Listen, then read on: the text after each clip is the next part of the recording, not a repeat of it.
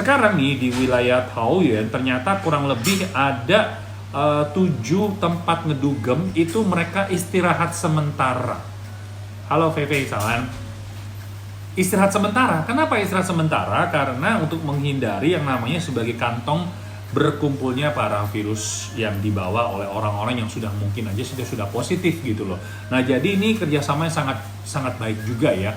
Artinya walaupun mereka itu cuannya dari pintu masuk, jual minuman, miras gitu ya.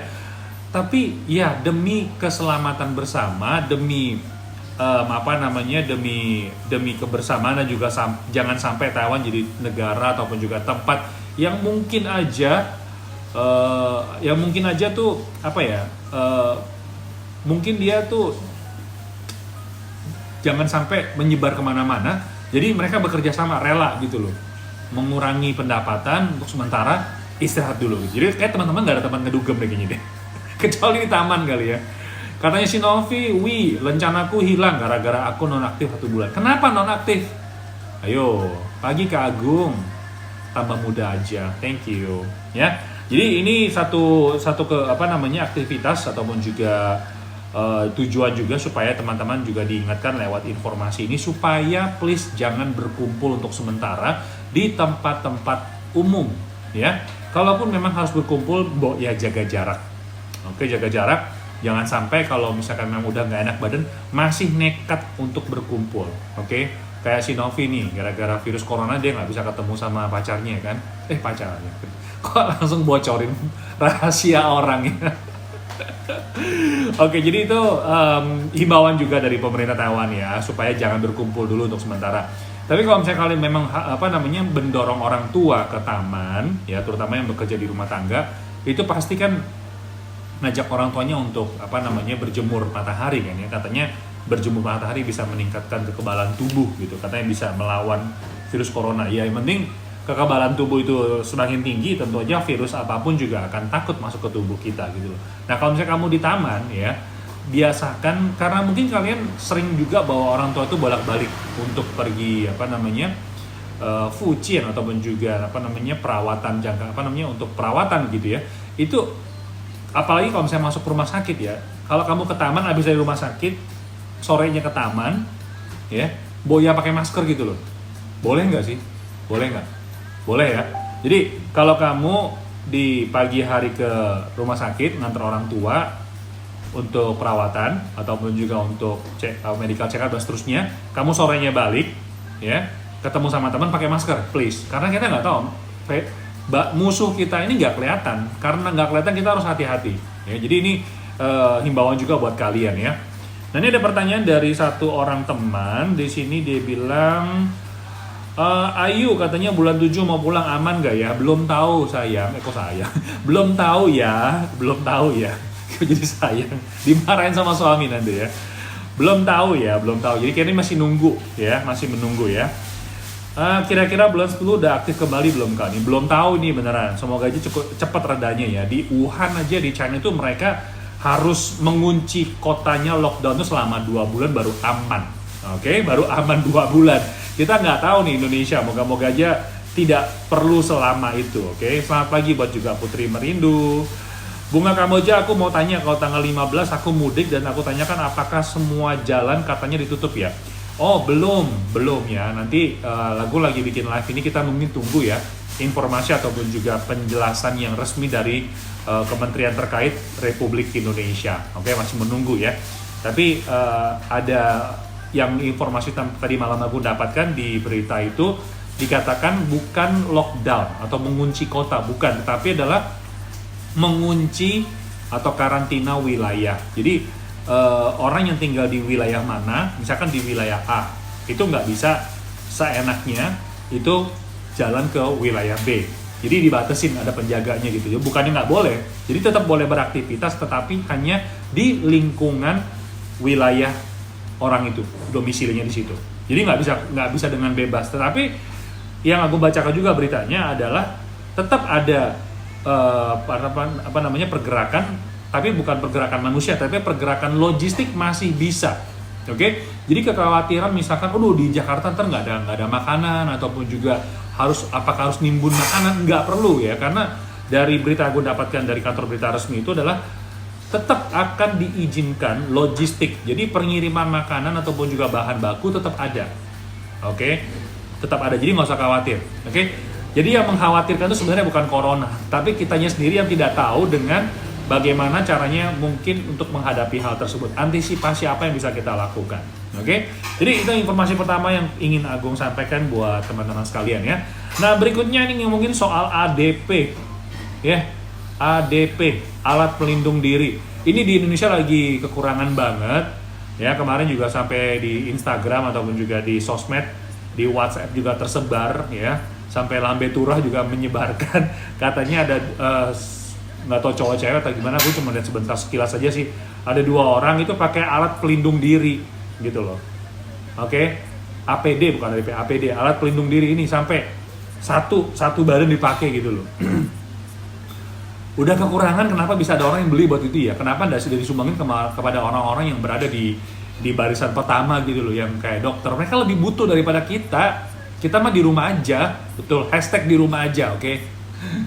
Nah, kenapa bisa ngomongin alat pelindung diri? Ini soalnya kemarin ini ada salah satu laporan diterima oleh polisi setempat di daerah Sulin, di daerah New Taipei.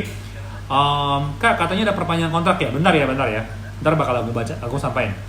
Terus udah gitu katanya di situ dilaporkan katanya ada buruh migran asing kaburan ataupun juga tidak resmi. Ya. Kemudian salah satu buruh migran kaburan asal Vietnam ini lompat dari lantai 3. Untung nggak koid ya. Aman sih, nggak apa-apa sih, cuman nggak tahu nggak disebutkan patah tulang atau gimana. Tetapi yang mengerikannya bukan lompat, sekarang kayaknya lompat udah tidak mengerikan. Lompat dari lantai 3 itu tidak mengerikan. Yang paling mengerikan apa tau nggak? Virus corona. Kenapa virus corona? Karena nih salah satu kaburannya bilang, oh gitu loh, Wofa Saule. Artinya apa? Saya panas. Waduh, polisinya apa nggak stres? Sekarang nih ya, melawan penjahat itu cuma satu, gampang. Mau nodong, aku ini panas loh. Terus batuk-batuk di depannya gitu. Gitu loh. Kabur nggak tuh penjahat? Yang mau nodong kabur nggak? Nggak lah, kalau ada seperti itu lapor ke polisi ya. Oke ya. Nah, jadi si kaburan ini, yang orang Vietnam ini, begitu diinterogasi ataupun juga di BAP ya, berita acara perkara, itu dari fotonya kelihatannya seperti apa ya. Jadi dari jauh gitu, terus mejanya kan ujung ke ujung gitu loh, terus di antara meja itu ada ada kayak penutup gitu loh, penutup apa namanya, peralik apa sih ini, aku lupa namanya tuh. Terus gitu di sebelah, ini kan polisi di sini, terus yang ditanya di ujung sini, di sampingnya polisi kan perlu penerjemah kan. Terus penerjemah itu saking takutnya dia pakai alat perlindungan diri, pakai APD.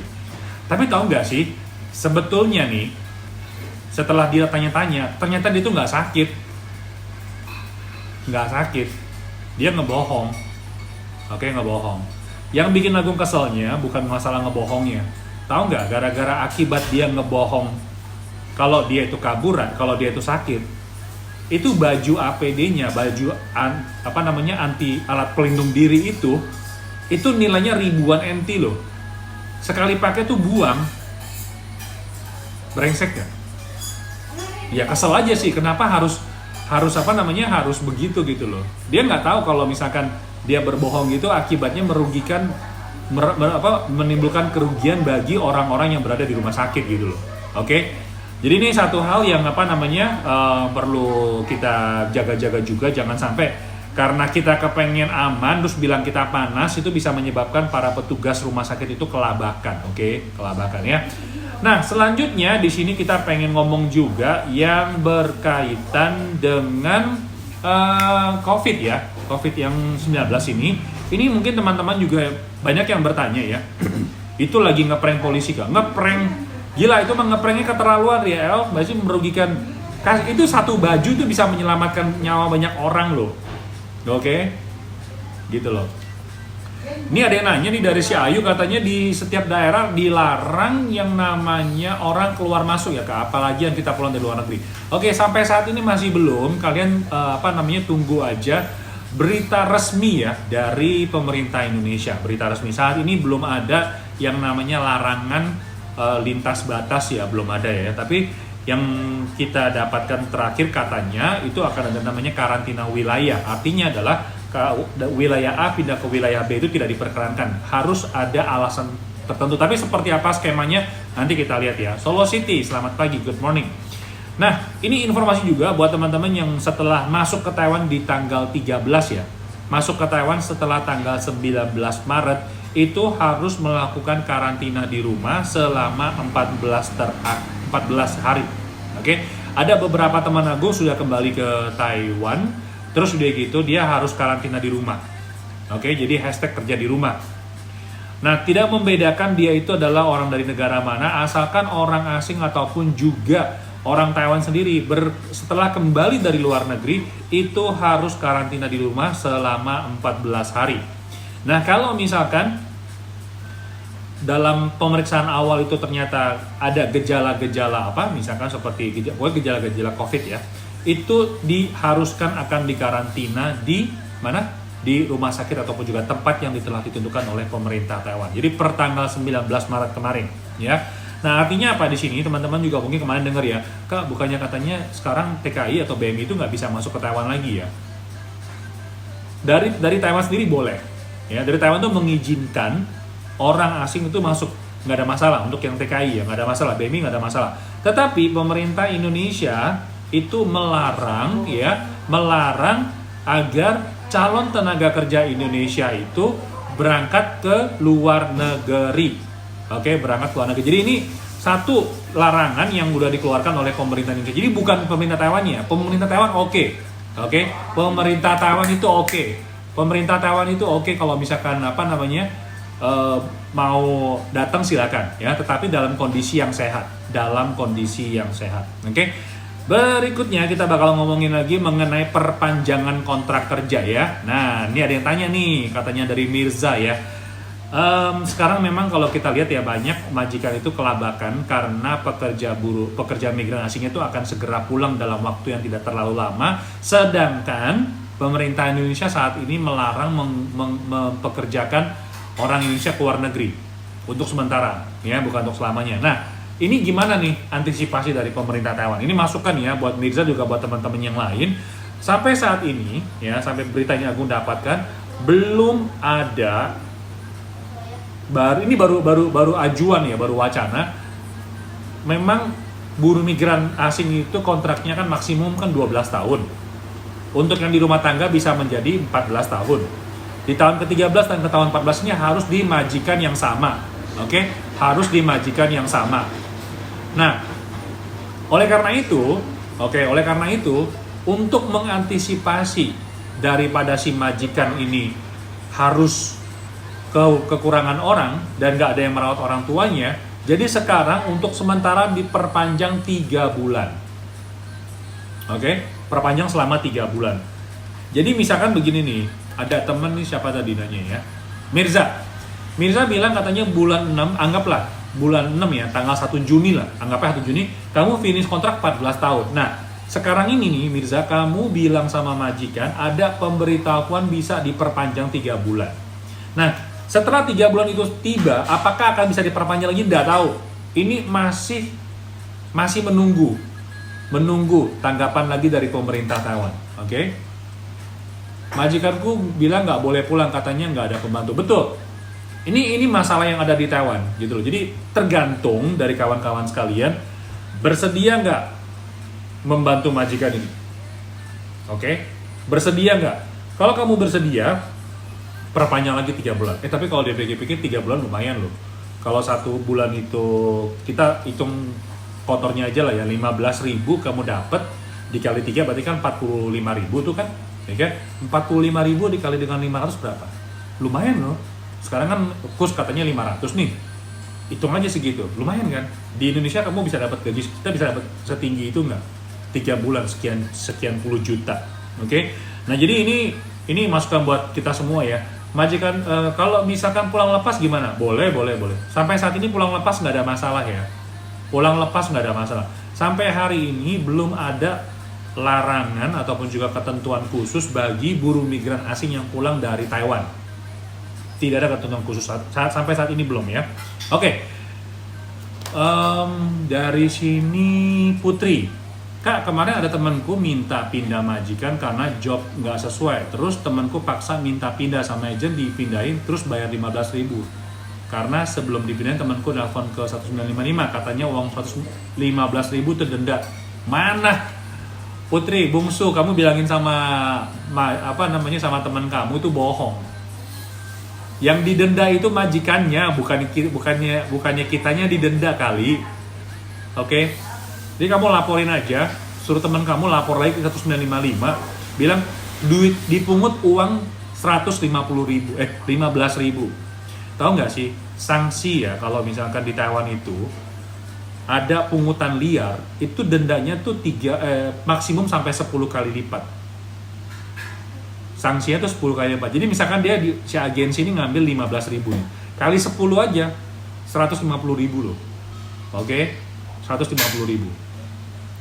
Ari nanya, di karantina nggak Kak? Untuk TKI yang mau pulang lepas? Enggak, sampai saat ini belum ya. Taiwan sampai saat ini masih boleh dibilang masih cukup stabil dan banyak jadi percontohan negara-negara lain dalam menangani virus corona ini ya. Oke, jadi Taiwan sampai ini masih aman. Jadi kalian di Taiwan malah aman. Karena semuanya itu dapat dilacak ya, kondisi-kondisi terakhirnya. Masker juga tahu gimana cara belinya, terus begitu orang-orang darurat itu harus dikarantina sebelum harus kembali ke rumah ataupun juga ke keluarganya. Oke? Tahun 99 datanya masih terlihat nggak Kak? Waduh, ini nggak tahu nih, yang tahu cuman dari kantor imigrasi. Selamat pagi Ami Pemburu Dolar. Kak Agung di karantina bayar nggak ya? Oh ya, mengenai masalah karantina ya, karantina itu kalau misalkan tinggal di rumah majikan itu nggak boleh kerja, nggak boleh kerja. Tapi apakah akan mendapatkan santunan ya? Di sini informasi Agung dapatkan, santunan itu akan diberikan apabila memang ada pengeluaran. Misalkan contohnya gini nih, kalau ini bagus ya. Kalau misalkan kamu tuh ditampungnya, di karantina mungkin di hotel, itu kan pasti ada pengeluaran. Nah, pengeluaran itu akan ada subsidinya. Asalkan ada pengeluaran, pasti akan ada subsidinya. Maksimum itu kalau nggak salah 13.000 atau 14.000 deh. Ya, hitungnya per hari, karena satu hari 1.000 NT, kalau 14 hari berarti 14.000. Nah, selama di karantina itu karena kita tidak bekerja, dan memang tidak dibolehkan bekerja, si majikan ini berhak tidak membayar gaji. Tapi kalau dianjurkan oleh Kementerian Tenaga Kerja Taiwan tuh sebaiknya digaji. Sebaiknya digaji. Jadi kira-kira seperti itu buat kawan-kawan sekalian. Nah, ini kalau misalkan Ari aja, kalau kamu misalnya masih khawatir apakah di karantina atau tidak, mendingan minta tolong keluarga ataupun juga kamu ngecek aja di situs BNP2TKI. Sekarang namanya udah bukan BNP2TKI, tapi situsnya masih tetap BNP2TKI ya. Kalau nggak salah BP2MI ya. BP2MI udah ganti nama. Di situ ada informasi lengkap apakah buruh migran Indonesia setelah pulang ke Indonesia itu apakah dikarantina atau tidak. Jadi jangan mendapatkan berita itu yang nggak jelas sumbernya, kamu cek dari kementerian. Ataupun juga cek di berita kantor-kantor berita resmi. Ami nanya gimana di Taiwan Kak? Kabar corona di Taiwan ya. Kalian mungkin lebih jelas daripada Agung. Enggak deh. Saat ini Taiwan masih cukup stabil ya, tapi tingkat yang positif itu mendekati angka 300. Tapi jumlah kematiannya sangat rendah sekali. Jadi nggak usah khawatir, tidak usah khawatir. Yang penting kalian tetap jangan berkumpul. Jangan ngumpul. Kalau misalkan memang harus bertemu, jaga jarak, ya, jangan salaman dulu ataupun juga cium pipi itu dihindari. Semua interaksi secara langsung itu dihindari. Kalau kamu baru pulang dari rumah sakit ketemu sama teman, pakailah masker. Pakailah masker, ya. Di sini dari Titi nanya nih ya, Taiwan Sancong hadir, maaf, rencana pulang cuti bulan 9 masih udah aman belum? Bulan 9 nggak tahu. Bulan 5 aja aku nggak tahu, apalagi bulan 9. Nah, Cuman bener apa enggak ya, pelabuhan udah mau ditutup ya sama bandara? Enggak lah, enggak. Sampai saat ini belum ya. Jadi nanti tunggu aja pengumuman resmi dari pemerintah Indonesia, oke? Nah, kira-kira seperti itu aja informasi tenaga kerja. Semoga aja bermanfaat buat kalian dan kita ketemu lagi di live berikutnya.